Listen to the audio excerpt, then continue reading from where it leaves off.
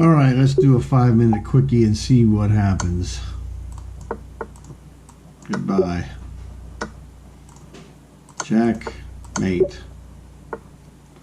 So we're going to check him and then mate him on F1. There you go. Bump and score. There's the bump. There's the score. Alright, we'll check him. Hit him again. Here. Crunchy. Bump and score. There's the bump. And there's the score. Bump and score yet again. It happens a lot in these problems. Those problems are good at teaching you to exploit back ranks. No question. Check-ola, checkmate. Good question. We'll take this in the corner first. Hit this guy with a check. Hit this guy with a white squared check. And then finish him. Rookie 2 check. Bump and score.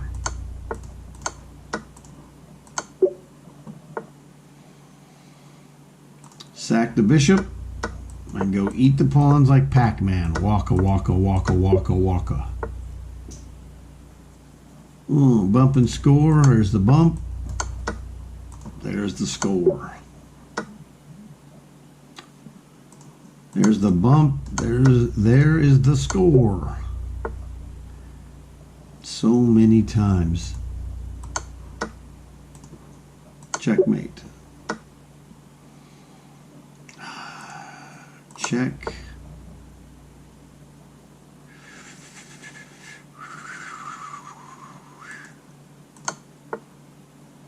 Crunchy.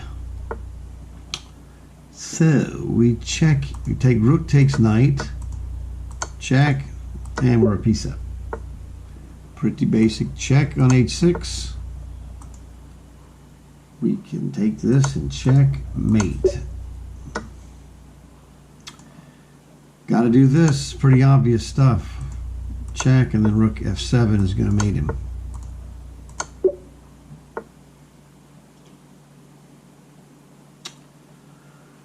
Hey, what do we do here? Good question. D5. He takes. Yes, D5 is going to pawn fork this guy. He could have traded it, but it still was going to end the same. Cannot allow him to escape on c2, so bishop to a4 is the clearly better move. And checkmate. This is a forced mate right here. Let's see. Zinga dinga. No, here is not good enough. Wait a second. He's got 2 guys defending this knight. We have 3 attackers. We win. Okay. Still going to take your rook. Easy queen. Look at this guy. Now, what is the correct move? It is this move. Take it. Sorry. I know all the tricks of king and pawn endgames. Thank you. Or maybe not all of them.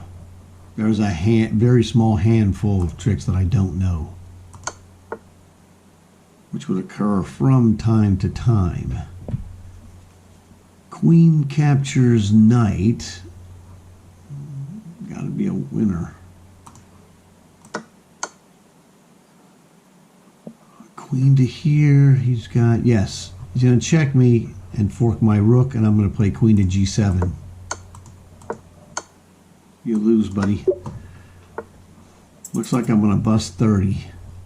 Is that correct? Check. He's going to go to g2. And then what? If I go here.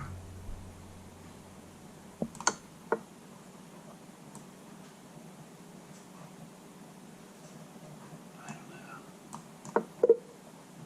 Tuffy. Check.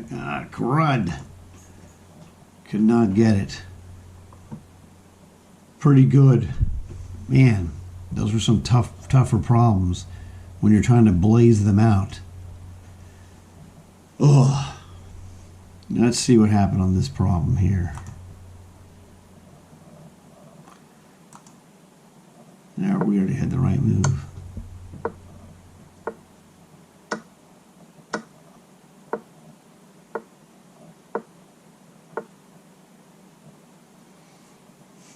That is a good one.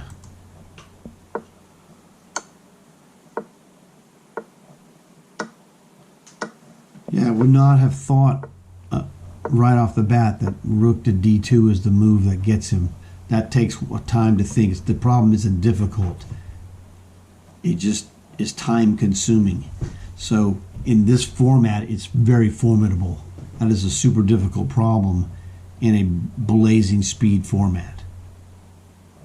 Because that rook to d2 is not an obvious move at all.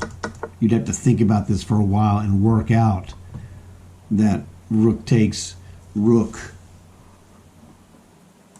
king takes rook, that he's in Zugzwang after you take his rook.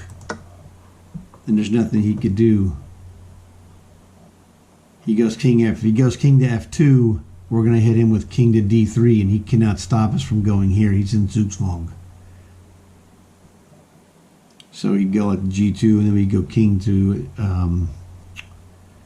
king f2, king to d3, king to g2, king to e2.